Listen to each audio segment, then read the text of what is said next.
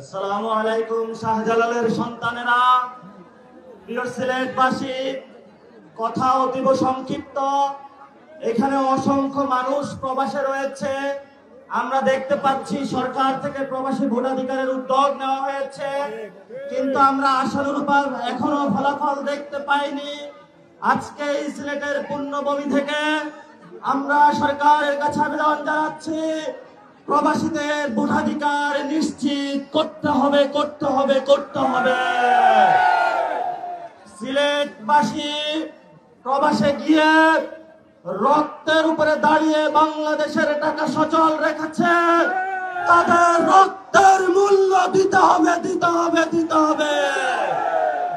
প্রিয় সিলেটবাসী, আমাদেরকে অনেকে বলছে আমরা অ্যান্টি বিএনপি পলিটিক্স করি। আমরা বিএনপির বিরোধী নই, আমরা খালেদা জিয়ার বিরোধী নই, আমরা তারেক জিয়ার বিরোধী নই, আমরা জিয়াউর রহমানের বিরোধী নই। তবে বাংলাদেশে আমরা চাঁদাবাজদেরকে ঠাঁই দিব না, ঠাঁই দিব না। বাংলাদেশে আমরা কোন সিন্ডিকেট ঠাঁই দিব না, ঠাঁই দিব না। বাংলাদেশে কোন সন্ত্রাসদেরকে আমরা ঠাঁই দিব না। আগামীতে যদি ঐক্য হয়, আগামীতে যারা আমাদের সহযোদ্ধা হবে, তাদেরকে একটি শর্ত মেনে আসতে হবে। বাংলাদেশে চাঁদাবাজি করা যাবে না, বাংলাদেশে সন্ত্রাস করা যাবে না, বাংলাদেশে সিন্ডিকেট করা যাবে না, বাংলাদেশের জনগণের রাজনীতি করতে হবে। শেষ কথা বলবো, আমরা প্রতিনিয়ত রাজনৈতিক আড্ডা দেই চা দোকানে বসে।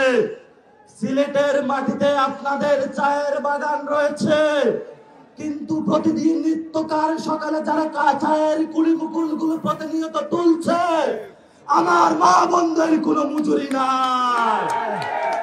এনসিপি যদি সরকার গঠন করে, আমরা মালিকদেরকে যেভাবে দিব, শ্রমিকদের কথাদের থেকে শেয়ার দেওয়ার ব্যবস্থা করব ইনশাআল্লাহ। শেষ কথা শেষ করব, সিলেট আউলিয়া কেরামের পণ্যভূমি, ফুলতুলি সাহেবের পণ্যভূমি, অসংখ্য আউলিয়ার পণ্যভূমি।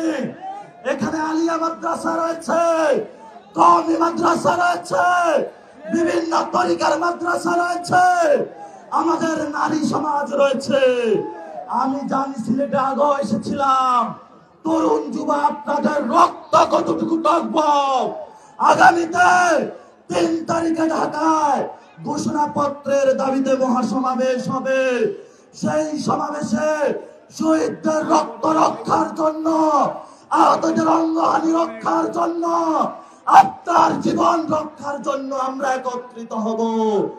আমরা সিলেটবাসী আজকে এই শহীদ মিনারে শহীদদের রক্তের কসমের উপরে দাঁড়িয়ে হাত তুলে শপথ করি, 3 তারিখে সদল বলে সবাই ঢাকা উপস্থিত হব ইনশাআল্লাহ। সিলেটবাসীর জয় হোক, শাহজালালের পথ আমাদের অনুসৃত হোক। সকলকে লাল সালাম, আসসালাম।